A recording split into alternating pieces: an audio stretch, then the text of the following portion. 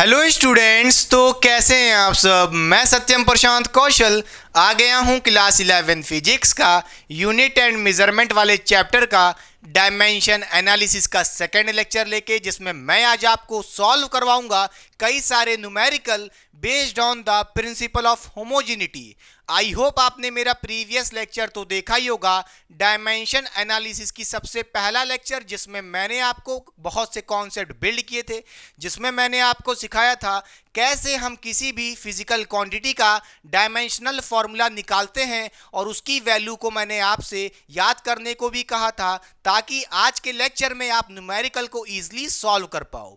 I hope आपने मेरा principle of homogeneity भी देखा होगा उसी लेक्चर में, जिसमें मैंने डिटेल में बताया था कि what is principle of homogeneity, और उसी पे बेस्ड आज के लेक्चर में हमको न्यूमेरिकल करना है। अगर मेरा प्रीवियस लेक्चर नहीं देखा है तो जाके देख सकते हैं डायमेंशनल एनालिसिस के ऊपर बेटा, उसका लिंक डिस्क्रिप्शन बॉक्स में दे दूंगा, गो एंड वॉच देयर। तो चलिए बिना टाइम वेस्ट किए मैं क्या करता हूं, सबसे पहले प्रिंसिपल ऑफ होमोजेनिटी को 5 मिनट के अंदर रिवाइज करा देता हूं, जो मैंने प्रीवियस लेक्चर में डिटेल में पढ़ाया था। फिर करेंगे इस पे बेस्ड कई सारे न्यूमेरिकल जो आपकी क्लास 11th के लिए और जेई और नीट वाले बच्चों के लिए बहुत ही इंपॉर्टेंट होंगे। तो बस वीडियो में एंड तक बने रहिएगा। तो चलिए आइए समझते हैं प्रिंसिपल ऑफ होमोजेनिटी क्या होता है, क्या बताता है।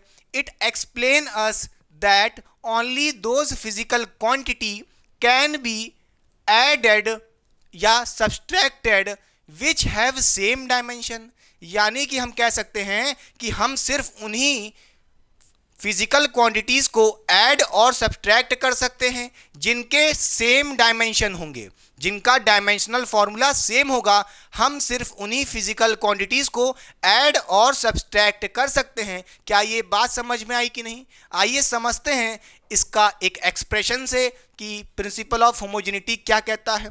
यहाँ पे हमको एक एक्सप्रेशन गिवन है, B is to C plus A T. यहाँ पे आप देख पा रहोगे बी सी ए टी, यहाँ पे हमको 4 डिफरेंट कोई फिजिकल क्वांटिटी दी होगी। इनका डायमेंशनल फॉर्मूला इंडिविजुअली सेम भी हो सकता है या डिफरेंट भी हो सकता है, मुझे उससे मतलब नहीं है। प्रिंसिपल ऑफ होमोजेनिटी क्या कहता है, जब हम किसी 2 फिजिकल क्वांटिटीज या 2 से ज़्यादा फिजिकल क्वांटिटीज को ऐड करते हैं या सब्सट्रैक्ट करते हैं, तो उनके डायमेंशनल फॉर्मूला सेम होना चाहिए। ये बात समझ में आई कि नहीं? तो यहां से हम कह सकते हैं, जैसा कि आप इस एक्सप्रेशन में देख रहे होगे, कि भाई सी को हम ऐड कर रहे हैं किससे, एटी से, या ये कह लो एटी को ऐड कर रहे हैं सी में। बेटा यहां पे एडिशन हो रहा है किन किन फिजिकल क्वांटिटी का, एक सी का और एक एटी का। तो इसका मतलब क्या है, सी और एटी का डायमेंशनल फॉर्मूला, डायमेंशन सेम होंगे। तो यहां से हम कह सकते हैं dimension of C is equal to the dimension of A T. जैसा कि आप देख पा रहे हो सी और एटी क्या हो रहे हैं, ऐड हो रहे हैं, एडिशन हो रहा है। तो बेटा ये ऐड तभी होंगे जब सी का डायमेंशन किसके इक्वल होगा, डायमेंशन ऑफ एटी। मैंने ये नहीं कहा कि भाई सी का डायमेंशन ए के इक्वल होगा, ये नहीं बोला। ना ही ये बोला है कि सी का डायमेंशन टी के इक्वल होगा। मैंने बोला है dimension of C is equal to the dimension of A T. बेटा क्लियर हुई बात कि नहीं? ए और टी का जो मल्टीप्लीकेशन के बाद डायमेंशन आएगा, वो डायमेंशन किसके इक्वल होगा, सी के डायमेंशन के इक्वल होगा। क्या ये बात समझ में आई कि नहीं? क्या ये चीज क्लियर हुई कि नहीं?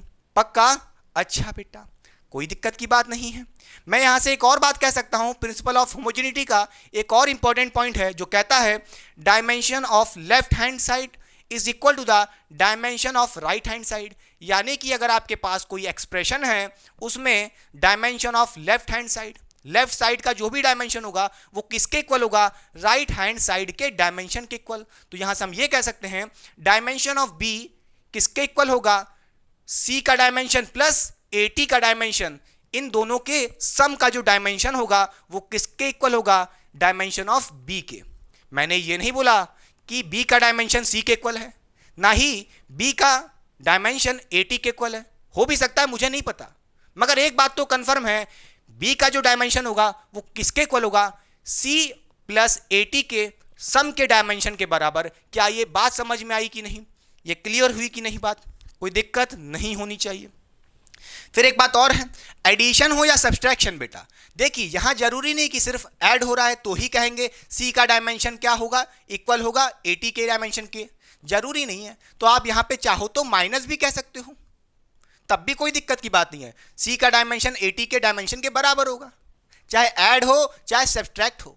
क्लियर हुई बात कि नहीं? तो यहां पे आप क्या करो, यहां पे आप प्लस माइनस दोनों साइन लगा सकते हो, चाहे ऐड हो चाहे सब्सट्रैक्ट हो, दोनों के केस में हम कहेंगे डायमेंशन इक्वल होंगे सी और 80 के केस में। क्लियर हुई बात कि नहीं? पक्का समझ गए? अच्छा बेटा, एक बात और समझिएगा, there is no need for quantity to have same dimension. ये जरूरी नहीं है कि there is no need for quantities to have same dimension. किसके लिए? एडिशन सब्सट्रैक्शन के लिए नहीं। किसकी बात हो रही है? For multiplication and division. अगर कोई दो फिजिकल क्वांटिटीज, दो या दो से ज्यादा या दो से ज्यादा कह सकते हो, या दो ही फिजिकल क्वांटिटीज क्या हो रही है, मल्टीप्लाई हो रही हैं या डिवाइड हो रही हैं, तो उनका डायमेंशन जरूरी नहीं है कि सेम ही होगा। There is no need. हो भी सकता है उनका डायमेंशन सेम भी हो सकते हैं और सेम नहीं भी हो सकते जब कोई दो फिजिकल क्वांटिटीज मल्टीप्लाई या डिवाइड हो रही हैं। क्या ये बात समझ में आई कि नहीं? पक्का? अच्छा बेटा, इसको एक समझिए एग्जाम्पल से। यहां से हम कह सकते हैं C equals to X into Y. अब देखिए यहां पे x और y का क्या हो रहा है, मल्टीप्लीकेशन हो रहा है। तो ये जरूरी नहीं है कि x का डायमेंशन इक्वल होगा y के डायमेंशन के बराबर बेटा, हो भी सकता है नहीं भी हो सकता। क्लियर? तभी लिखा है यहां पे there is no need, confirm नहीं कह सकते कि भाई होगा ही होगा। क्लियर? डायमेंशन तभी इक्वल होंगे जब दो फिजिकल क्वांटिटीज ऐड या सब्सट्रैक्ट हो। क्लियर? अच्छा, ये तो हो गया मल्टीप्लीकेशन का। इसी तरह डिवाइड का भी देखिए, मान लो लिखा होता C equals to X upon Y बेटा, इस बार x और y डिवाइड में है, तो भाई x और y के डायमेंशन जरूरी नहीं है कि सेम ही होंगे, हो भी सकते हैं नहीं भी हो सकते। क्या ये बात समझ में आई कि नहीं? पक्का? क्लियर हुई बात कि नहीं? चलिए साइड हो रहे हैं, फिर करते हैं इस पे बेस्ड कई सारे न्यूमेरिकल जो आपके लिए जेई और नीट वाले बच्चों के लिए बहुत ही इंपॉर्टेंट है। चलिए कॉपी करिए पहले। तो आइए बच्चों सॉल्व करते हैं कुछ न्यूमेरिकल, जैसा कि आप स्क्रीन पे देख पा रहे होंगे। सबसे पहले टाइप का जो क्वेश्चन बन सकता है वो है हमारे पास टू फाइंड डायमेंशन। आपको कोई एक्सप्रेशन गिवन होगा, उस एक्सप्रेशन में से किसी भी फिजिकल क्वांटिटी का डायमेंशन निकालने को कह सकता है। तो चलिए सॉल्व करते हैं। क्वेश्चन नंबर 1 क्या कह रहा है, ध्यान से देखिए। Find dimension of X and Y हमको गिवन है, v for velocity, t for time, और यहाँ पे हमको एक एक्सप्रेशन गिवन है v equals to X plus Y T. इस एक्सप्रेशन में से x और y का डायमेंशन हमें कैलकुलेट करना है। तो चलिए सॉल्व करते हैं इस क्वेश्चन को। ध्यान से देखिए, क्या हम इस एक्सप्रेशन को ऐसे लिख सकते हैं, v minus X minus Y T equals to 0 बेटा। यहाँ पे हमने x और वाई टी को लेफ्ट साइड भेज दिया है तो इक्वल टू में 0 बच गया बेटा। अच्छा, अब आपको पता है कि जब भी कोई फिजिकल क्वांटिटी ऐड या सब्सट्रैक्ट होती है तो उनके डायमेंशन सेम होते हैं, इक्वल होते हैं। ये मैं नहीं कह रहा, प्रिंसिपल ऑफ होमोजेनिटी कहता है। और आप इस एक्सप्रेशन को जरा ध्यान से देखो, v x और वाई टी ऐड हो रहे हैं या कह लो सब्सट्रैक्ट हो रहे हैं, तो उस केस में हम क्या कह सकते हैं, इन तीनों के डायमेंशन सेम होंगे, इक्वल होंगे। इसका मतलब यह है कि जो वेलोसिटी यानी कि v का डायमेंशन होगा वही x का डायमेंशन होगा और वही yt का डायमेंशन होगा। ये बात समझ में आई कि नहीं बच्चों? अच्छा, तो यहाँ पे हम क्या कह सकते हैं कि dimension of x is equals to dimension of v बेटा। तो चलिए इसको लिखिए बेटा, क्या कह सकते हैं हम लोग, बोलिए। Dimension of x is equal to dimension of v।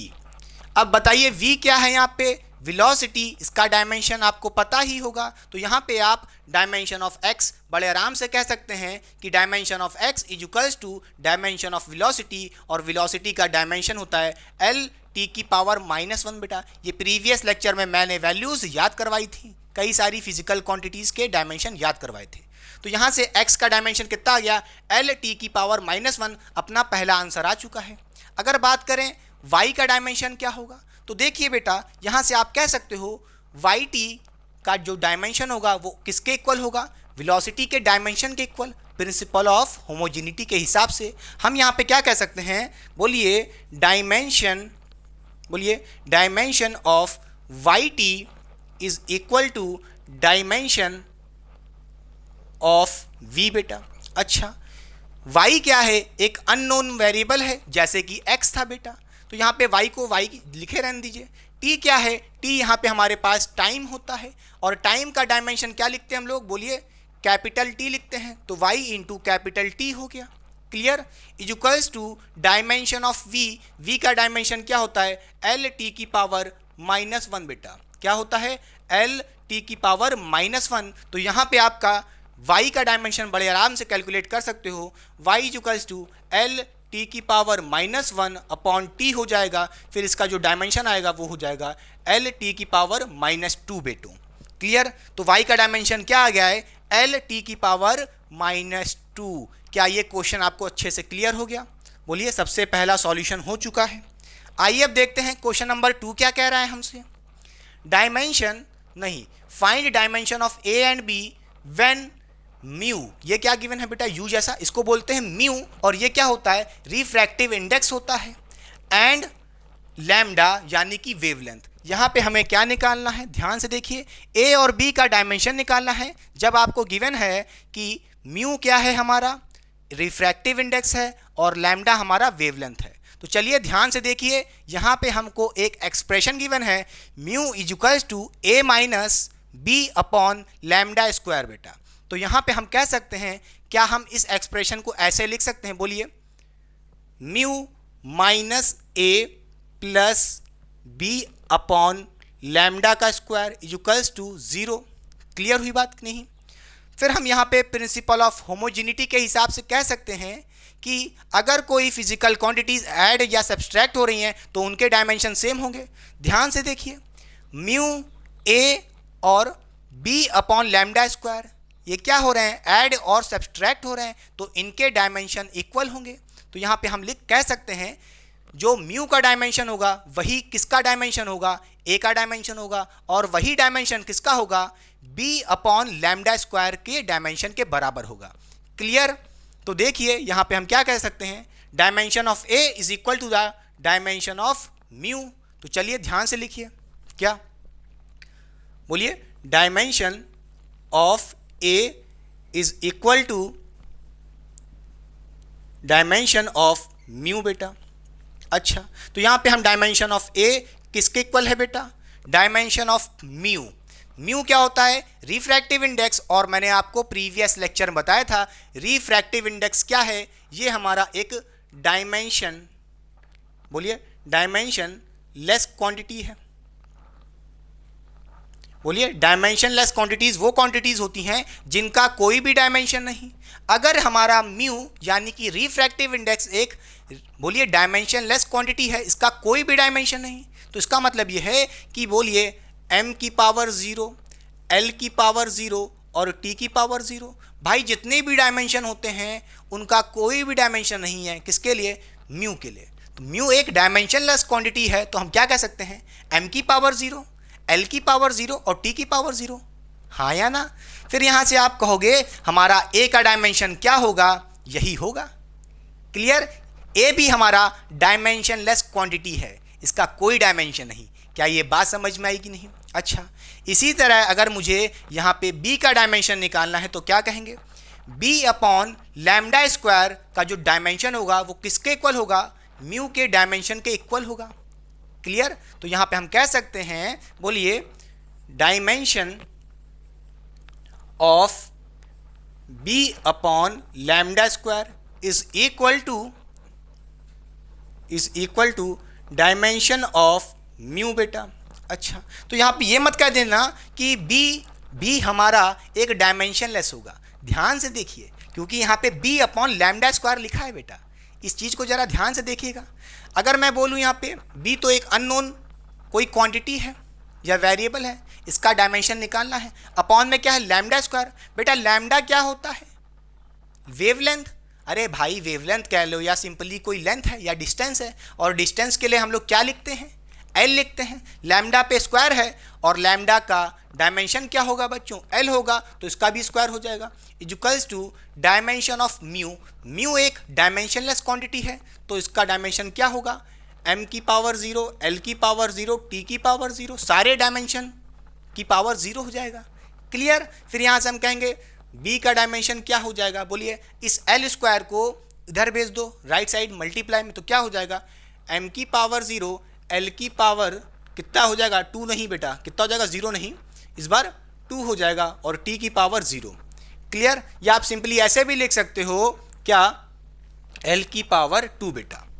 भाई m की पावर 0 है, t की पावर 0 है, किसी की पावर 0 1 ही तो होता है, तो सिंपली l स्क्वायर कह सकते हो, b का डायमेंशन है। क्लियर। ये मत कहना कि भैया dimension of b upon lambda square का जो डायमेंशन होगा वो किसके बराबर होगा, म्यू के, और म्यू एक डायमेंशनलेस है तो b भी डायमेंशनलेस होगा। देखिए b का डायमेंशन आ रहा है l स्क्वायर। क्लियर, पक्का। चलिए साइड हो रहा है, बहुत पसीना आ गया है, पोंछ लेते हैं, फिर करते हैं कुछ और क्वेश्चन।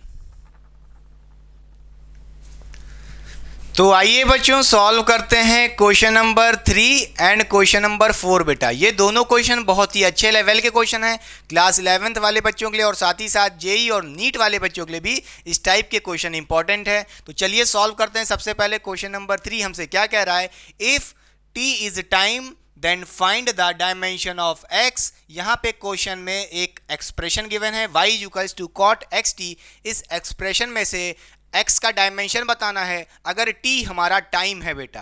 तो देखिए यहाँ पे क्या लिखा है, कॉट एक्स टी। कई बार आपने सुना होगा sine theta, cos theta, tan theta, उसी तरह यहाँ पे कॉट थीटा ही तो होगा, मगर यहाँ पे कॉट थीटा नहीं लिखा है, कॉट एक्स टी लिखा है। तो इसका मतलब क्या है, जो बच्चों ये एक्स टी है इस ब्रैकेट के अंदर लिखा है कॉट के साथ, उसको क्या बोलेंगे हम, थीटा ही तो बोलेंगे। ये क्या है, थीटा।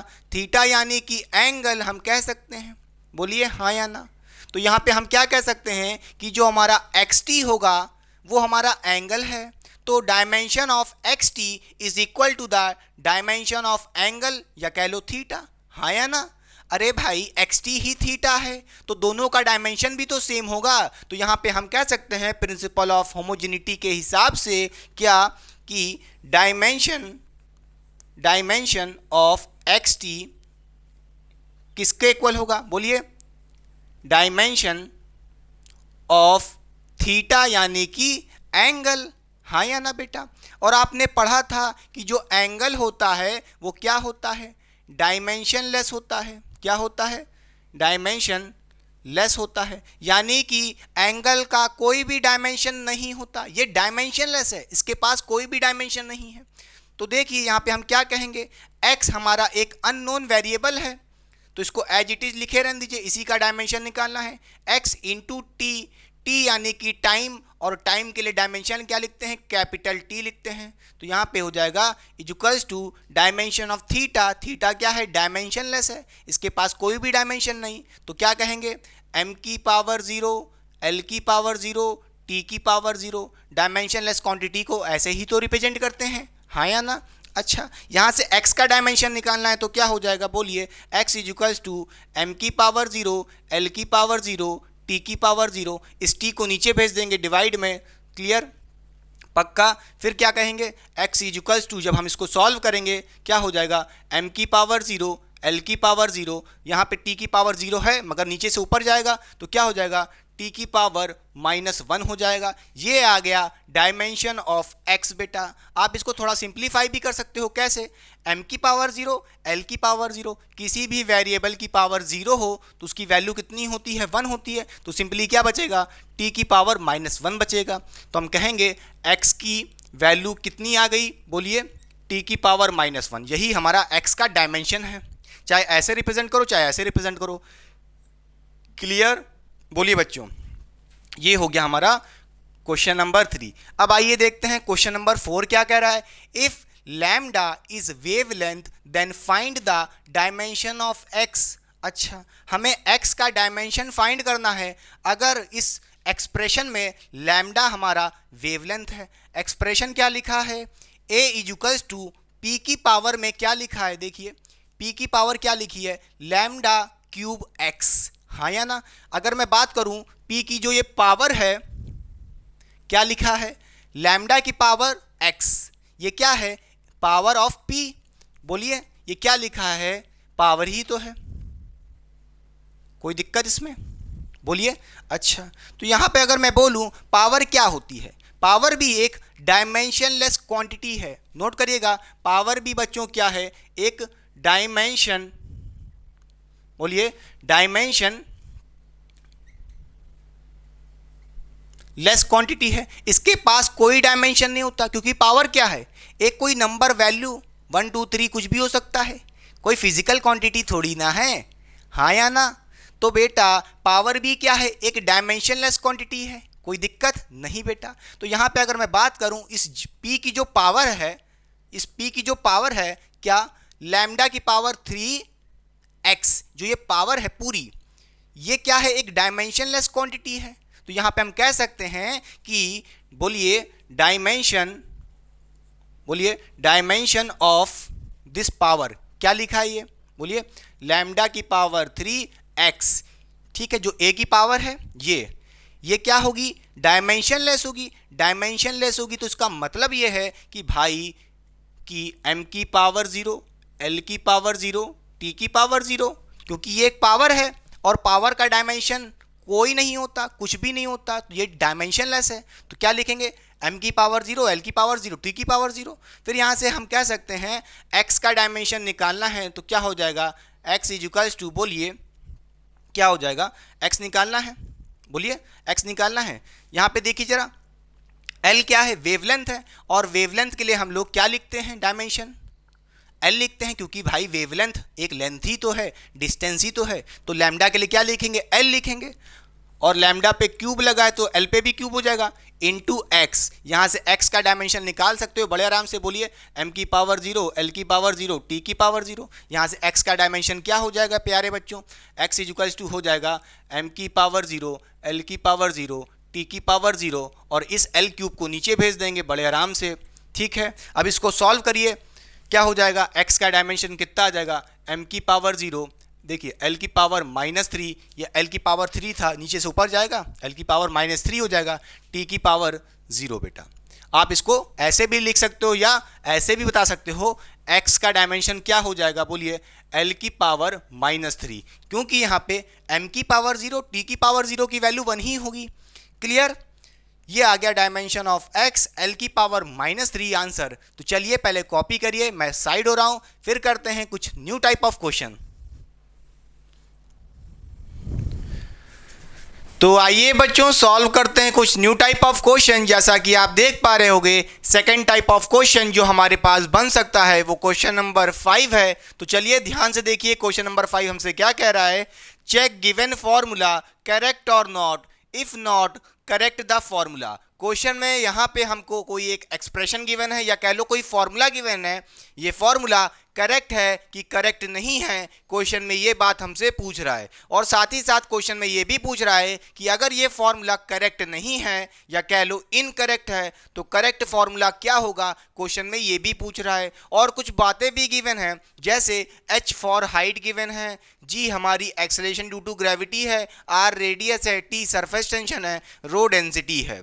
और ये जो क्वेश्चन है बहुत ही इंपॉर्टेंट है जेई और नीट वाले बच्चों के लिए। इस टाइप के क्वेश्चन कई बार आपके एग्जाम्स में पूछे गए हैं। तो चलिए सॉल्व करते हैं इस क्वेश्चन को। अगर हमें ये चेक करना है कि ये जो फॉर्मूला है करेक्ट है कि इनकरेक्ट है, तो हमें प्रिंसिपल ऑफ होमोजेनिटी को ध्यान से पढ़ना होगा। वो कहता था अगर हमारे पास कोई एक्सप्रेशन है या कोई फॉर्मूला है तो उस फॉर्मूले के अंदर लेफ्ट साइड की जो डायमेंशन होगी वो इक्वल होनी चाहिए राइट हैंड साइड की डायमेंशन के बराबर। तो यहाँ से हम कह सकते हैं अगर ये फॉर्मूला करेक्ट होगा तो उसके लिए dimension of left hand side must be equal to the dimension of right hand side. तो हमें यहाँ पे चेक करना पड़ेगा कि भाई अगर लेफ्ट साइड का डायमेंशन इक्वल होता है राइट हैंड साइड के डायमेंशन के तो हम कहेंगे ये फॉर्मूला करेक्ट है। तो चलिए लिखते हैं जो प्रिंसिपल ऑफ होमोजेनिटी कहता था। प्रिंसिपल ऑफ होमोजेनिटी ये कहता था, बोलिए dimension of left hand side equal होना चाहिए किसके, dimension of right hand side. हाँ या ना? ये कौन कहता था? प्रिंसिपल ऑफ होमोजेनिटी कहता था। अगर ये फॉर्मूला इस प्रिंसिपल ऑफ होमोजेनिटी को फॉलो कर रहा होगा तो ये करेक्ट होगा। तो चलिए सबसे पहले देखते हैं लेफ्ट हैंड साइड पे क्या डायमेंशन है इस फॉर्मूले में। भाई इस फॉर्मूले में लेफ्ट हैंड साइड ये है h, h यानी कि हाइट, और हाइट यानी कि कोई डिस्टेंस है, कोई लेंथ है। तो बेटा हाइट का डायमेंशन क्या होगा? आप कहोगे l। बोलिए हाँ या ना? हाइट के लिए डायमेंशन क्या हो जाएगी? कैपिटल। अब बात करें डायमेंशन ऑफ RHS यानी कि राइट हैंड साइड। इस फॉर्मूले में राइट हैंड साइड में क्या लिखा है? बोलिए बच्चों, r rho g upon 2t cot theta. अच्छा, अगर बात करें r यानी कि रेडियस की, ये भी एक लेंथ है, ये भी कोई एक डिस्टेंस है, इसके लिए भी डायमेंशन कितना होगा? कैपिटल L होगा। फिर लिखा है रो, रो यानी कि डेंसिटी, डेंसिटी का डायमेंशन क्या होता है? नहीं पता तो निकाल लो, फॉर्मूला तो हमको पता ही है भाई। रो का जो फॉर्मूला होता है वो होता है मास अपॉन वॉल्यूम। बेटा मास के लिए डायमेंशन लिखते हैं कैपिटल M, और वॉल्यूम के लिए लिखते हैं L की पावर 3 बेटा। तो यहाँ पे डायमेंशन ऑफ रो कितना आ गया? M बाय L की पावर 3। तो यहाँ पे रो का डायमेंशन कितना हो जाएगा? बोलिए बेटा, इनटू M बाय L की पावर 3 बेटा। इनटू G भी लिखा है, G यानी कि एक्सेलेरेशन ड्यू टू ग्रेविटी।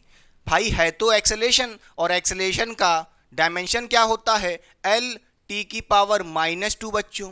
ठीक है, अब आते हैं अपॉन में क्या लिखा है। देखिए ऊपर वाले हो गए, अपॉन में क्या लिखा है? 2t cot theta.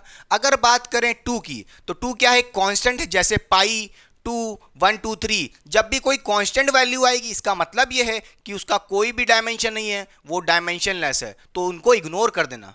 समझ गए? अच्छा, तो 2 को इग्नोर कर दो। अब आइए देखते हैं t, t यानी कि सरफेस टेंशन। बेटा सरफेस टेंशन का डायमेंशनल फॉर्मूला क्या होता है? आइए देखते हैं। अगर बात करें सरफेस टेंशन के फॉर्मूले की तो T इक्वल्स टू बोलिए F बाय L होता है। यहाँ से आप निकाल सकते हैं सरफेस टेंशन का डायमेंशन। फॉर्म बोलिए फोर्स का क्या होता है? ML T की पावर -2 अपॉन L बेटा। ठीक, क्या है? ML T की पावर -2 बाय L बेटा, ये -2 लिखा है। ठीक, अच्छा यहां से देखिए अपॉन में क्या हो गया? t का डायमेंशन कितना है? बोलिए ML T की पावर -2 अपॉन L। ठीक, अब देखिए क्या लिखा है? Cot theta. अगर बात करें कॉट थीटा की, थीटा क्या है? एक कोई एंगल है, और एंगल भी डायमेंशनलेस है। जैसे आपकी स्पेसिफिक ग्रेविटी होती है, रिफ्रैक्टिव इंडेक्स होता है, इसी तरह एंगल भी डायमेंशनलेस है। इसका कोई भी डायमेंशन नहीं है, तो इसको भी इग्नोर कर दो, खत्म बात। क्लियर? अब इसको जब सॉल्व करोगे तो बेटा यहाँ का dimension must be equal to the L। अगर ऐसा होता है तो ये फॉर्मूला करेक्ट होगा। क्लियर? तो यहाँ से हम कह सकते हैं L इज इक्वल्स टू, जरा इसको सॉल्व करो बच्चों। ऊपर L है, एक L है, L स्क्वायर हो गया अपॉन नीचे कितना है? L की पावर 3 है, नीचे सिर्फ एक L बचेगा। तो यहाँ से आप कहोगे ऊपर कितना हो जाएगा? बोलिए M, ये जो L है नीचे से ऊपर जाएगा तो कितना हो जाएगा? M L की पावर -1 और T की पावर -2 अपॉन में देखिए बच्चों क्या है? यहाँ पे देखिए L L कैंसिल हो जाएगा, बचेगा M T की पावर -2। क्या बचेगा? M T की पावर -2 बच्चों। फिर M से M मर गया बड़े आराम से। क्या बचेगा? ध्यान से देखिए, T की पावर -2 ऊपर है, T की पावर -2 नीचे है, कट गया। बचा क्या? L की पावर -1। तो यहाँ से आप कहोगे, बोलिए L is equals to L की पावर -1 बचा बेटा। क्लियर? या आप ये कह सकते हो कि L इज इक्वल्स टू कितना आ रहा है? 1 बाय L आ रहा है। जैसा कि आप देख पा रहे हो यहाँ पे डायमेंशन सेम नहीं हो रहा है। यहाँ पे देखिए कितना आया? L is equals to L की पावर -1 डायमेंशन आया है, हाँ या ना? तो ये डायमेंशन लेफ्ट हैंड साइड की इक्वल नहीं है राइट हैंड साइड की, तो हम कहेंगे ये फॉर्मूला करेक्ट नहीं है। तो करेक्ट करने के लिए क्या करना पड़ेगा? अगर आप ध्यान से देखो लेफ्ट हैंड साइड का जो डायमेंशन है, बोलिए या आप ये कहो राइट हैंड साइड का जो डायमेंशन आ रहा है कितना आ रहा है? 1 बाय L आ रहा है, जो रेसिप्रोकल है लेफ्ट हैंड साइड के डायमेंशन के, हाँ या ना? तो उसी तरह अगर मैं इस फॉर्मूले में राइट हैंड साइड को पलट दूं, खत्म बात, तो ये क्या हो जाएगा? करेक्ट हो जाएगा। ध्यान से देखिए राइट हैंड साइड का डायमेंशन, बोलिए R rho G upon 2t cot theta की जो डायमेंशन आई है वो क्या है? Reciprocal of left hand side का डायमेंशन है। देखिए 1 बाय L आया है। अरे लेफ्ट हैंड साइड की डायमेंशन अगर L है तो राइट हैंड साइड की डायमेंशन क्या आ रही है, उसकी रेसिप्रोकल आ रही है 1/L। तो उसी तरह अगर मैं इस फॉर्मूले में राइट हैंड साइड को पलट दूं तो करेक्ट हो जाएगा फॉर्मूला, रेसिप्रोकल कर दूं। क्लियर? तो यहां से हम कह सकते हैं कि करेक्ट फॉर्मूला, बोलिए करेक्ट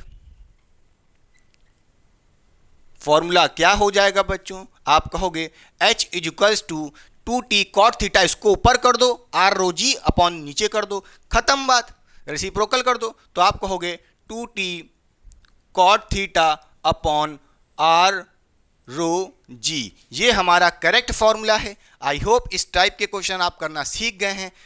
पक्का कॉपी करिए पहले, तो फिर करते हैं कुछ नेक्स्ट क्वेश्चन। बहुत गर्मी है भाई, बोलिए साइड हो रहा हूं, पहले कॉपी करिए। तो आइए बच्चों सॉल्व करते हैं कुछ न्यू टाइप के क्वेश्चन। जैसा कि आप देख पा रहे होगे, हमारा थर्ड टाइप ऑफ क्वेश्चन जो बन सकता है वो है टू डराइव द फॉर्मूला। इस टाइप के क्वेश्चन जेई और नीट जैसे एग्जाम्स के लिए बहुत ही इंपॉर्टेंट है, और कई बार इस टाइप के क्वेश्चन आपके प्रीवियस ईयर में आए भी हैं। तो चलिए सॉल्व करते हैं। सबसे पहले क्वेश्चन नंबर 6 हमसे क्या कह रहा है? The time period of oscillation of simple pendulum depend on its length, L पे डिपेंड कर रहा है, mass of the bob M पे डिपेंड कर रहा है, and acceleration due to gravity g पे डिपेंड कर रहा है। Derive the formula of time period, हमें क्वेश्चन में टाइम पीरियड के फॉर्मूले को डराइव करना है। तो चलिए सॉल्व करते हैं इस टाइप के क्वेश्चन को, जो कि बहुत ही इंपॉर्टेंट है आपके एग्जाम्स के लिए। अगर बात करें यहाँ पे टाइम पीरियड की, तो जो टाइम पीरियड है उसको हम लोग कैपिटल टी से रिप्रेजेंट करते हैं। अब देखिए ये जो टाइम पीरियड है किन किन वेरिएबल्स पे डिपेंड कर रहा है, ये बात हमको क्वेश्चन में ही गिवन है। क्वेश्चन में गिवन है जो टाइम पीरियड है वो लेंथ ऑफ द पेंडुलम यानी कि एल पे डिपेंड कर रहा है, साथ ही साथ mass of the bob M पे डिपेंड कर रहा है, और साथ ही साथ acceleration due to gravity g पे भी डिपेंड कर रहा है। मगर क्वेश्चन में ये कहीं नहीं लिखा है कि जो टाइम पीरियड है इन तीनों वेरिएबल पे किस तरह डिपेंड कर रहा है, क्या ये इनके डायरेक्टली प्रोपोर्शनल है या इनवर्सली प्रोपोर्शनल है, ये एक बात कहीं नहीं लिखी है। तो आपको सॉल्व करने के लिए क्वेश्चन क्या करना पड़ेगा, आप ये मान लेना कि जो ये टाइम पीरियड है इन तीनों वेरिएबल्स के डायरेक्टली प्रोपोर्शनल है बेटा। मगर कई बच्चे तो ऐसे भी होंगे जिनके मन में सवाल आया होगा कि भाई फॉर्मूले में कई बार आपके वेरिएबल इनवर्सली प्रोपोर्शनल भी तो होते हैं। हाँ भाई होते हैं, मगर आप उसकी चिंता मत करिए, आप यहाँ पे डायरेक्टली प्रोपोर्शनल मान के फॉर्मूले को डराइव करिए, आंसर आपका सही आएगा। फिजिक्स अपना अंदर ही अंदर खेल खेल लेगी, आप उसकी चिंता मत करिए बेटा। ये होने के बाद आपको क्या करना है, इन तीनों वेरिएबल्स को पावर दे दीजिए। अगर बात करें L की तो इसकी पावर मान लेते हैं A है, इस M की पावर B है, G की पावर C है बेटा। अब ये करने के बाद इन सारी फिजिकल क्वांटिटीज के आप डायमेंशन को पुट कर दीजिए, बात खत्म बेटा। फिर यहाँ से कह सकते हैं टाइम पीरियड का जो डायमेंशन होगा वो क्या होगा, कैपिटल T होगा। अच्छा कुछ नहीं लिखा है बेटा, इसकी पावर तो हम 1 लिख सकते हैं, हाँ लिख सकते हैं। अब यहाँ से प्रोपोर्शनलिटी साइन हटाएंगे, इक्वल टू लगाएंगे और एक कोई कांस्टेंट K आएगा बेटा। ठीक, L क्या होता है, L हमारा लेंथ है, लेंथ के लिए डायमेंशन क्या लिखते हैं, कैपिटल L लिखते हैं। इसके ऊपर पावर A लिखिए तो इसके ऊपर भी पावर A हो जाएगी।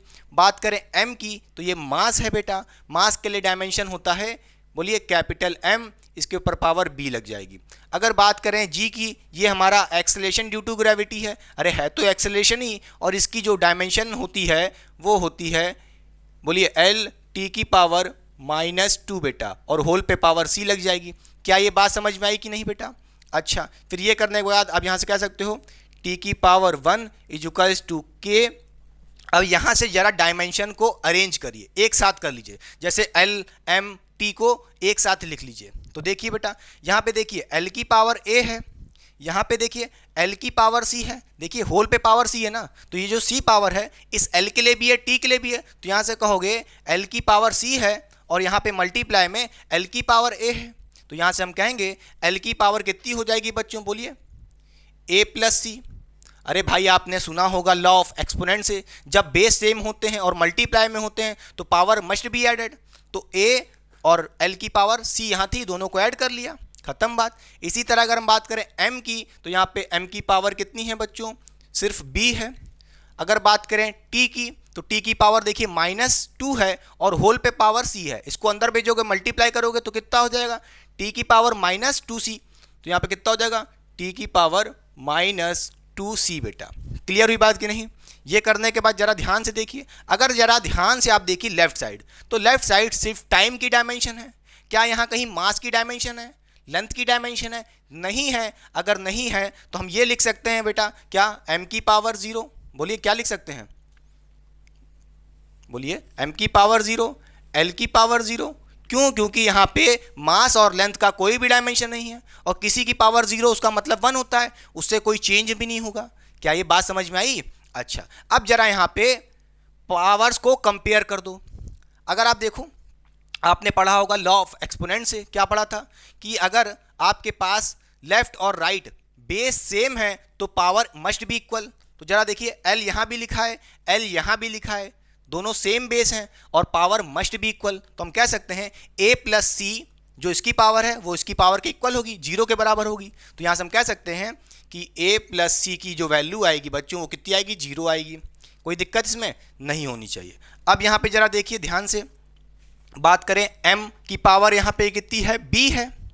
यहाँ पे m की पावर 0 है, बेस सेम है, पावर मस्ट बी इक्वल, तो b इक्वल टू 0। क्या हो जाएगा, b इक्वल टू 0 बेटा। फिर देखिए यहाँ पे t की पावर -2c है, यहाँ पे t की पावर 1 है बेटा, तो बेस सेम है, पावर मस्ट बी इक्वल, तो हम कहेंगे, बोलिए -2c इक्वल टू 1 बेटा। फिर यहाँ से आप सॉल्व कर सकते हो, क्या c की वैल्यू कितनी आ जाएगी, जरा ध्यान से देखिए, इस -2 को नीचे भेज देंगे 1 के, तो क्या हो जाएगा, c इक्वल टू -½ आ जाएगा। ठीक, b इक्वल टू तो 0 है ही, देखिए c की वैल्यू आ गई -½ a plus c equals to 0। c की वैल्यू यहाँ पे -½ रखेंगे और a की वैल्यू क्या हो जाएगी, -½ को उधर भेज देंगे, +½ हो जाएगी, तो a की वैल्यू कितनी हो जाएगी, +½ बेटा। क्या ये बात समझ में आई कि नहीं? अब देखिए जो एक्सप्रेशन था उसमें आपकी a b c की वैल्यू आपने निकाल ली है, यही मेन काम था, डायमेंशन का खेल खेल के हमने पावर्स की वैल्यू निकाल ली है। क्या ये बात समझ में आई कि नहीं? अब इसके बाद क्या करेंगे, कुछ नहीं करना, जो ये एक्सप्रेशन लिखा है जरा इसको फिर से लिखिए। आप कहोगे t इक्वल्स टू k बेटा, हमने क्या किया, यहाँ से प्रोपोर्शनलिटी साइन हटा के इक्वल टू k लगा दिया है। इसके बाद लिखा है l की पावर a, a की वैल्यू कितनी है, ½ तो यहाँ आप कहोगे l की पावर a है और a की वैल्यू ½ है, लिख दिया इसके ऊपर। फिर क्या लिखा है, m की पावर b है, b की वैल्यू 0 है, यहाँ लिख दीजिए m की पावर 0 हो गई। उसके बाद क्या लिखा है बच्चों, g लिखा है, g की पावर c है और c की पावर -½ है, क्या है, -½ तो यहाँ पे आप लिखोगे g की पावर -½ बेटा। ठीक है, इसमें कोई दिक्कत नहीं होनी चाहिए। मगर एक चीज़ जरा ध्यान से सुनिए, जरा इसको सॉल्व करी, सिंप्लीफाई करी, तो क्या हो जाएगा, t इक्वल्स टू k और l की पावर ½ ठीक है, m की पावर 0 यानी कि 1, उसका कोई मतलब ही नहीं रहा। अब जरा इधर देखिए, g की पावर -½ है, नेगेटिव में है, तो इसको पॉजिटिव करने के लिए क्या करना पड़ेगा, रेसिप्रोकल करना पड़ेगा, तो ये हो जाएगा, बोलिए अपॉन में g की पावर +½ ठीक। अच्छा, अब जैसा कि आप देख पा रहे हो, क्या बेटा, l के ऊपर भी पावर ½ है, g के ऊपर भी पावर ½ है, तो इन दोनों को अंडर रूट में कर देते हैं, क्लियर। तो यहाँ से हम कह सकते हैं, बोलिए t equals to k under root में क्या होता है, L/g बेटा। ये आ गया अपना time period of simple pendulum का फॉर्मूला और यही आपका आंसर है बेटा। क्या ये बात समझ में आई कि नहीं, बोलिए। और आपने time period of simple pendulum पढ़ा भी होगा, जो होता था याद करिए बच्चों, क्या होता था, आंसर आ गया है। जरा एक बात सुनिए, time period of simple pendulum क्या होता था, 2π बोलिए अंडर रूट में L/g, यही तो होता था, वही फॉर्मूला तो है। ये k क्या है, कांस्टेंट, और ये कांस्टेंट ही क्या है, 2π। क्लियर हुई बात कि नहीं? क्या ये बात समझ में आई कि नहीं? तो अपना आंसर आ गया है, कोई दिक्कत? चलिए बेटा पहले कॉपी करिए, हो गया, मैं साइड हो रहा हूं, हो गया। चलिए अब करते हैं नेक्स्ट क्वेश्चन 7th बेटा, मिटा दें। चलिए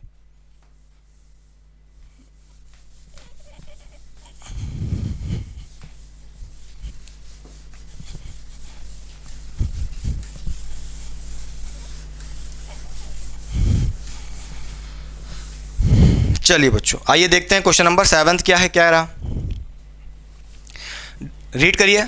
derive the expression for rate of flow of V। Rate of flow को क्या बोल रहे हैं बेटा, V बोल रहे हैं, capital V, of liquid through a pipe of radius small r under a pressure gradient P by L, given that V यानी कि rate of flow of liquid also depend on viscosity, जिसको ये लोग ईटा या कह लो N से represent कर रहे हैं। अगर बात करें यहाँ पे हम रेट ऑफ फ्लो की, जिसको ये लोग कैपिटल V से रिप्रेजेंट कर रहे हैं बेटा, ये किन किन वेरिएबल्स पे डिपेंड कर रहा है? पहला तो ये उसके रेडियस पे डिपेंड कर रहा है, यानी कि स्मॉल r पे डिपेंड कर रहा है, ठीक है। और किस पे डिपेंड कर रहा है? प्रेशर ग्रेडियंट यानी कि P बाय एल पे भी डिपेंड कर रहा है, P बाय एल पे भी डिपेंड कर रहा है। और किस पे डिपेंड कर रहा है? V यानी कि rate of flow also depend on viscosity यानी कि ईटा N पे भी डिपेंड कर रहा है। अच्छा, मगर ये कहीं नहीं लिखा कि ये जो हमारा रेट ऑफ फ्लो V है किस तरह इन वेरिएबल पे डिपेंड कर रहा है। तो मैंने आपसे कहा है क्या करना है आपको, आप ये मान के चलना कि ये इनके डायरेक्टली प्रोपोर्शनल है, बात खत्म बेटा, ठीक है, कोई दिक्कत की बात नहीं है। अच्छा, फिर देखिए जरा यहाँ पे आप क्या करोगे, ये करने के बाद आपको इन वेरिएबल्स को एक एक पावर देनी पड़ेगी।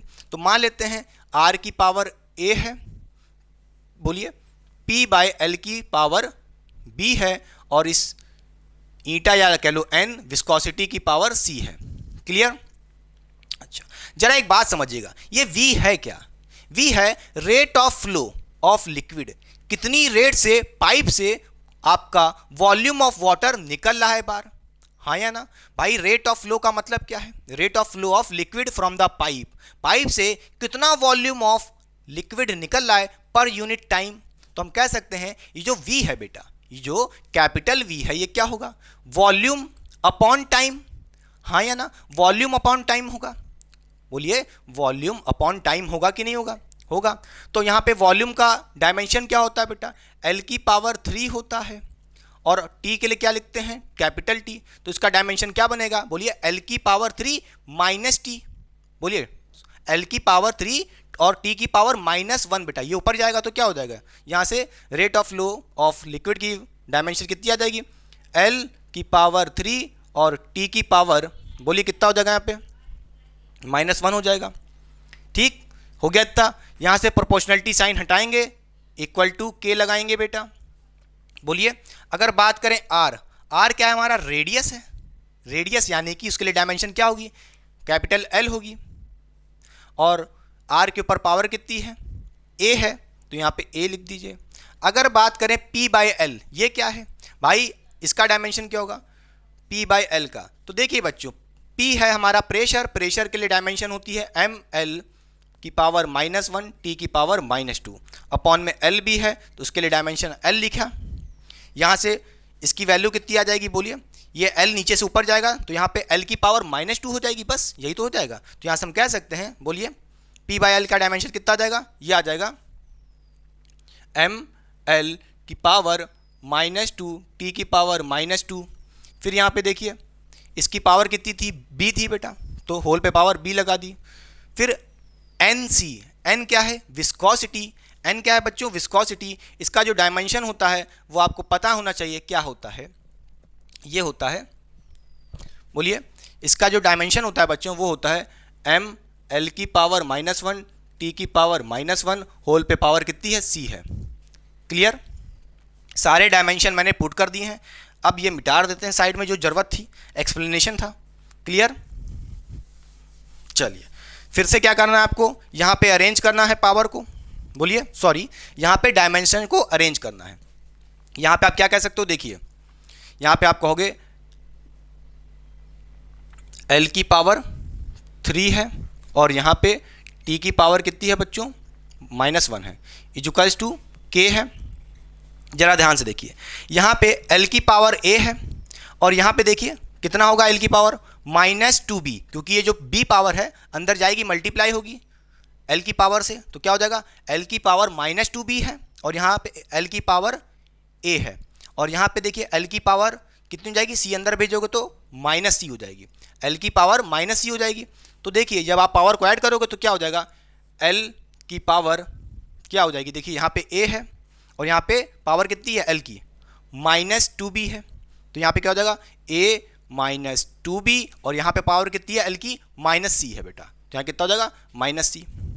बोलिए। अरे आपने सुना होगा ना, जब भी बेस सेम होते हैं, मल्टीप्लाई में होते हैं, तो पावर मस्ट बी एडेड, सबको ऐड कर लिए। क्लियर।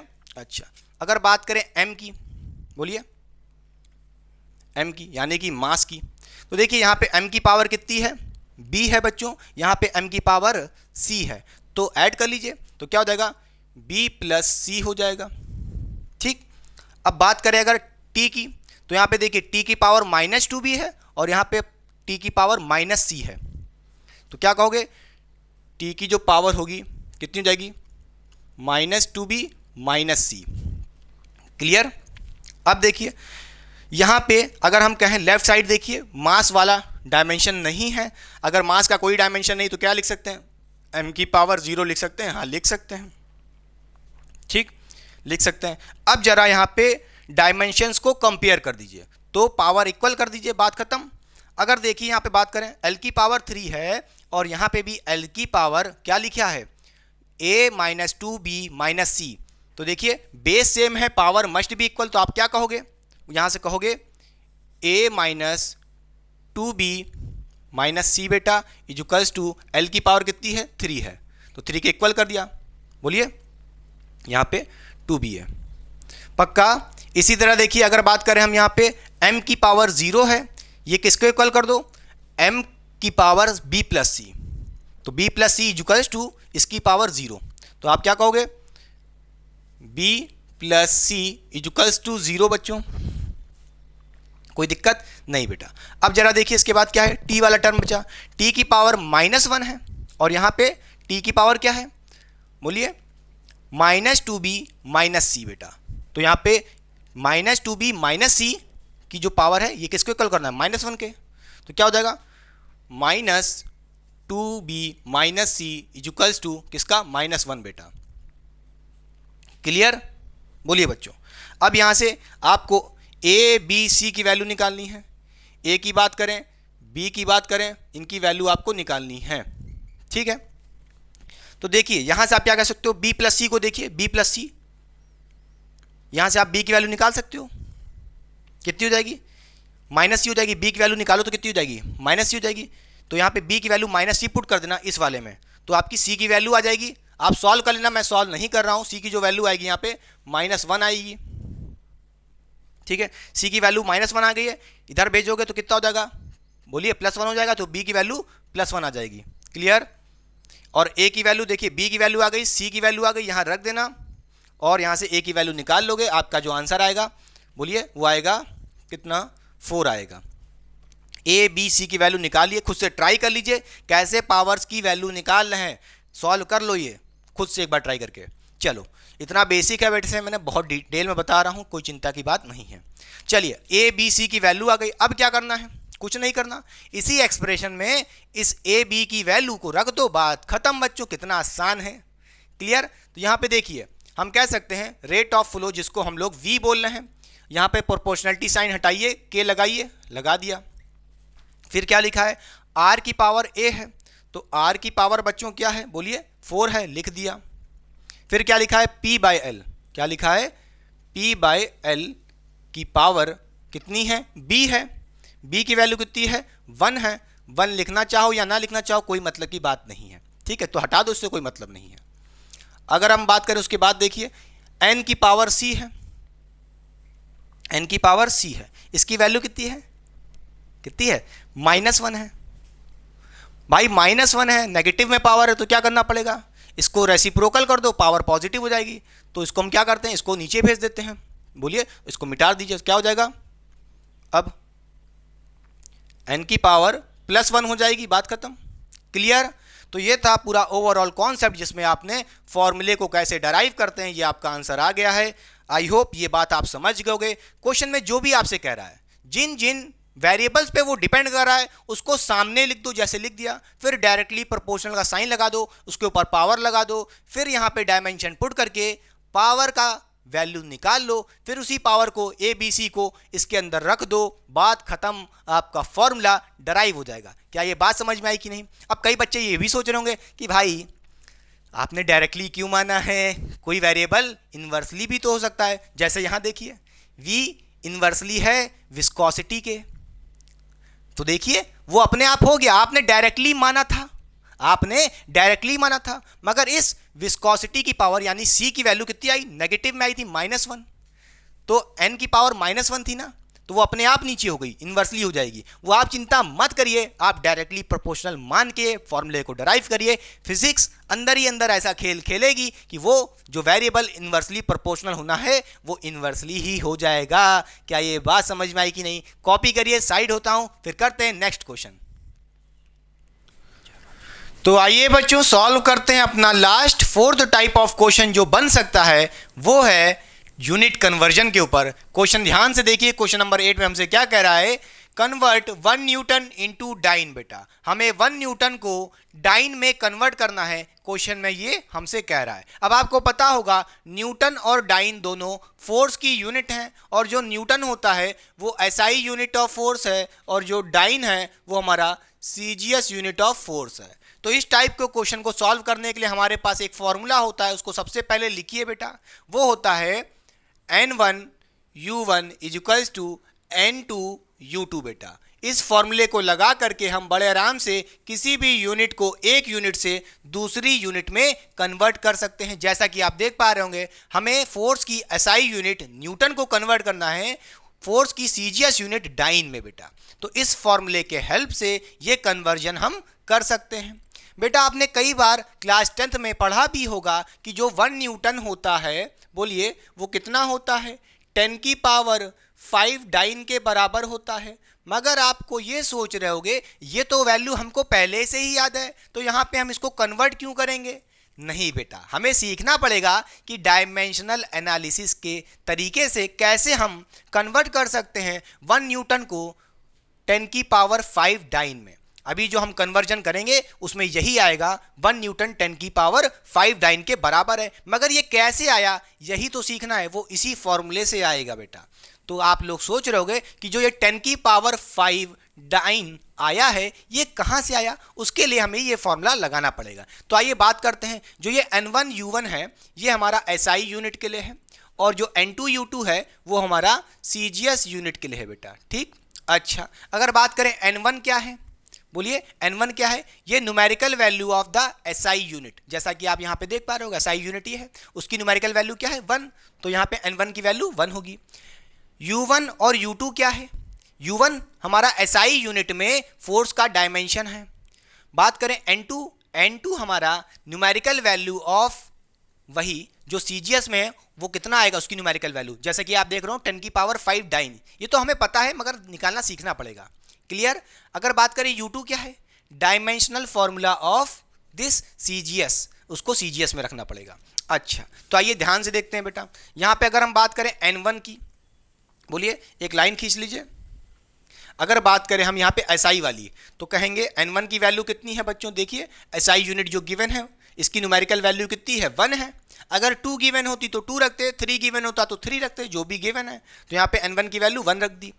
अब बात करें U1 क्या है, dimensional formula of this SI unit वाला। तो भाई एक बात बताओ, अगर हम U1 U2 की बात करें, दोनों फोर्स ही तो हैं भाई, दोनों जो हमारी CGS में कह लो या SI यूनिट में कह लो, दोनों फोर्स ही तो हैं। और फोर्स के लिए आपको पता होगा उसका डायमेंशनल फॉर्मूला क्या होता है, बोलिए ML T की पावर -2 बच्चों, यही तो होता है, हाँ या ना?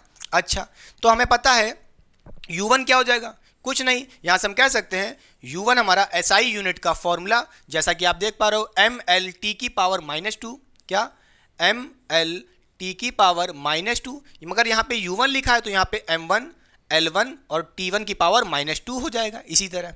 अच्छा कोई दिक्कत की बात नहीं है। अब यहाँ से हम कह सकते हैं, बोलिए यहाँ से हम क्या कह सकते हैं, देखिए अगर हम बात करें M1 की, M1 क्या होगा बेटा, M1 क्या है, मास। SI यूनिट में मास है M1, तो SI यूनिट में बोलिए मास की यूनिट क्या होती है, kg होती है, तो यहाँ पे M1 kg में होगा। अगर बात करें L1 की, तो L1 SI में कितना होगा, लेंथ बेटा मीटर में होगा, तो m लिख दीजिए। टाइम की बात करें तो टाइम T1 हमारा SI यूनिट क्या होगी, सेकंड में होगा, तो s लिख दिया। क्लियर? अच्छा अब आइए बात करते हैं जरा CGS में। तो यहाँ पे देखिए N2 numerical value of CGS में आने पे उसकी न्यूमेरिकल वैल्यू कितनी होगी, देखिए 10 की पावर 5, मगर लिखना नहीं है, ये तो हमें निकालना ही है ना, वो तो हमने लिख दिया आपको कि जो रिजल्ट आएगा। तो देखिए N2 तो निकालना है हमें, ठीक। अच्छा, U2 क्या है? Dimensional formula of force CGS में बेटा। तो क्या कहेंगे हम यहाँ से? U2 इक्वल्स टू क्या हो जाएगा? बोलिए। देखिए ये है हमारा फोर्स का फॉर्मूला, यही डायमेंशन होगा। बोलिए ML T की पावर -2 बेटा। यहाँ पे M2 कर दीजिए, यहाँ पे भी 2 कर दीजिए और यहाँ पे भी 2 कर दीजिए, क्योंकि यहाँ पे U2 लिखा है। क्लियर? अच्छा, अगर हम बात करें M2, बोलिए मास क्या होगा CGS यूनिट में? क्या होता है बेटा? ग्राम में होता है ना, तो यहाँ पे GM लिख दीजिए। अगर बात करें लेंथ की L2, तो वो किस में होगा? CGS में, वो होगा सेंटीमीटर में, तो CM लिख दिया। इसी तरह T2 की बात करें टाइम की, तो वो किस में होगा? सेकंड में। देखिए बेटा, टाइम T1 और T2 भाई चाहे CGS में हो चाहे SI में हो, टाइम तो हमेशा सेकेंडरी में होता है। क्लियर? ये सब पहले वैल्यूज हमने लिख ली है, अब इसको इस फॉर्मूले में रख करके N2 की वैल्यू निकाल लीजिए, बात खत्म। क्लियर? अच्छा, तो यहाँ से हम क्या कहेंगे? बोलिए N1 U1 equals to N2 U2 बेटा। क्लियर? बोलिए। अच्छा, अब जरा ध्यान से देखिए N1 क्या है? N1 की वैल्यू कितनी है? 1 है, रख दीजिए। 1 इंटू U1, यहाँ पे क्या था? N1 U1। U1 क्या होगा? बोलिए। देखिए U1 की वैल्यू कितनी है? M1 L1 T1 की पावर -2। M1 L1 T1 की पावर -2।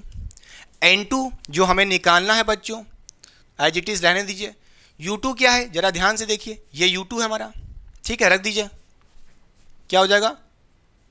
M2 L2 T2 की पावर -2 बच्चों। इसमें कोई दिक्कत नहीं बेटा। अब यहाँ से देखिए N2 निकाल सकते हो आप बड़े आराम से। क्या हो जाएगा? N2 क्या हो जाएगा? ध्यान से देखिए, इसको नीचे भेज दीजिए इसके पास, तो क्या हो जाएगा? यहाँ से आप कहोगे N2 equals to 1 into M1 L1 into T1 की पावर -2, ये हो गया। अब इसको नीचे भेज दो, बात खत्म, ठीक है। तो नीचे भेज देते हैं, तो यहाँ से कहोगे M2 L2 T2 की पावर -2 बच्चों, ठीक। बोलिए, इस तरह लिख लिया। अब क्या करना है? इसको थोड़ा अरेंज करके लिखना सही से। कैसे लिखेंगे? देखिए ध्यान से, यहाँ से हम कहेंगे N2 इक्वल्स टू 1 इंटू, देखिए M1 बाय M2, ऐसे लिख सकते हैं अलग अलग करके। M1 बाय M2 हमने एक साथ लिख लिया, ठीक, कोई दिक्कत इसमें नहीं। फिर इंटू L1 बाय L2 लिख लिया अलग करके, ठीक है। इसी तरह देखिए इंटू T1 बाय T2 लिख लिया। देखिए T1 बाय T2 दोनों पे पावर कितनी है? -2 तो हम डायरेक्ट लिख दें होल पे -2 बेटा। क्लियर? अच्छा, अब हमें यहाँ पे देखिए N2 निकालना है। N2 की वैल्यू कितनी आएगी? देखिए 1 इंटू, ध्यान से देखिए M1 क्या है? SI में देखिए M1 kg में दिया है, M2 किस में है बच्चों? GM। तो नोट करिए हम किस में कन्वर्जन कर रहे हैं भाई? SI से CGS में कन्वर्ट कर रहे हैं ना। तो यहाँ पे जो M1 है उसको हमें kg में गिवन है, इसको कन्वर्ट करना पड़ेगा CGS में, हाँ या ना। इसी तरह हम कहेंगे कि kg को, बोलिए M1 की वैल्यू kg में है ना, और M2 किस में होगा? ग्राम में है बेटा। तो हमें यहाँ पे M1 को किस में कन्वर्ट करना पड़ेगा? CGS में। कितना हो जाएगा भाई? 1 kg का मतलब क्या होता है? 1 kg कितना होता है? 1000 ग्राम के बराबर। तो यहाँ पे M1 कितना है? बोलिए 1000 ग्राम करना पड़ेगा। M2 किस में है बेटा? वो तो पहले से ही ग्राम में है, CGS में। क्लियर? अच्छा बच्चों, फिर ऐसे रखेंगे इंटू L1 देखिए लेंथ किस में गिवन है? मीटर में, SI में है, इसको कन्वर्ट करना पड़ेगा किस में? CGS में। तो कितना हो जाएगा? 100 centimetre. Clear? 100 centimetre upon centimetre. L2 किस में है बच्चों? सेंटीमीटर में। बोलिए। अरे भाई L2 किस में है पहले से? वो तो CGS में ही है ना, CM, सेंटीमीटर। क्लियर? अच्छा बच्चों, अब बात करें यहाँ पे T1 बाई T2 की। किसकी बात करें? T1 बाई T2 की। भाई T1 T2 दोनों सेकंड में है, बोलिए। तो सेकंड अपॉन सेकंड की पावर -2। क्लियर इसमें?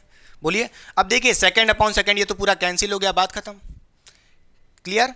अच्छा, अब इधर देखिए यहाँ क्या हो जाएगा? GM से GM मर गया, इसी तरह सेंटीमीटर से सेंटीमीटर मर गया, ठीक। यहाँ से आप कहोगे n2 की वैल्यू कितनी आ गई है, n2 इक्वल्स टू कितना आ जाएगा 1000 इंटू 100 कितना हो जाएगा बोलिए 10 की पावर 5 आ जाएगा, 10 की पावर 5 आ जाएगा, इसमें कोई दिक्कत नहीं बेटा। तो यहाँ से आप कह सकते हो 10 की पावर 5 आ गया है n2 की वैल्यू, ठीक है, n2 की वैल्यू कितनी आ गई 10 की पावर 5 आ गई है। तो बस कुछ नहीं, आपका रिलेशन क्या हो जाएगा बोलिए, यहाँ से आप कह सकते हो कि जो 1 न्यूटन है वो किसके बराबर हो जाएगा बोलिए, वो किसके बराबर हो जाएगा 10 की पावर 5 डाइन। 1 न्यूटन कितने डाइन के बराबर, इसकी न्यूमेरिकल वैल्यू कितनी आ गई n2 आ गया 10 की पावर 5 डाइन, क्लियर। यहाँ से आप कह सकते हो 1 न्यूटन 10 की पावर 5 डाइन बेटा, क्लियर बोलिए, पक्का समझ गए। तो देखिए 1 न्यूटन कितना आया है 10 की पावर 5 डाइन। तो ये देखिए यही तो मैंने पहले भी कहा था यही आएगा, ये क्लास 10th में आपने फॉर्मूले से निकालना सीखा था कि कैसे F इक्वल्स टू ma होता है, मास को CGS में रखे, एक्सेलेरेशन को भी CGS में रखे, फिर कन्वर्ट किए उसको, समझ गए। तो उस तरह से भी आपने निकालना सीखा था। अब आप क्लास 11th में डायमेंशनल एनालिसिस के हेल्प से किसी भी यूनिट को कन्वर्ट कर सकते हो। तो चलिए पढ़ाई करते रहें, all the very best. I hope आपने बहुत अच्छे से एंजॉय किया था। ये था पूरा ओवरऑल क्वेश्चन, मैंने आपसे स्टार्टिंग में ही कहा था ऑल टाइप ऑफ क्वेश्चन कराऊंगा जिसमें सारे क्वेश्चन कवर हो जाएंगे, इससे बाहर के क्वेश्चन कहीं नहीं आएंगे, ये मेरी आपसे गारंटी है, वादा है, पक्का बच्चों। मगर इस लेक्चर के ऊपर या कह लो डायमेंशनल एनालिसिस के ऊपर एक प्रीवियस ईयर PYQ पे बेस्ड एक वीडियो जरूर आएगी जिसमें प्रीवियस ईयर के भी क्वेश्चन होंगे। वैसे वो वीडियो ऐसा नहीं कि कुछ उसमें खास होगा भाई, ये जो क्वेश्चन कर लिया इतने क्वेश्चन काफ़ी हैं, इसके बाहर कुछ नहीं आएगा, बस वो एक नाम दे देंगे कि हाँ भाई प्रीवियस ईयर के क्वेश्चन हैं, ठीक है। तो उस लेक्चर को भी देखेगा। तो चलिए पढ़ाई करते रहें, ऑल द वेरी बेस्ट, मिलते हैं नेक्स्ट लेक्चर में। Till then tata bye bye see you. गर्मी बहुत है भाई।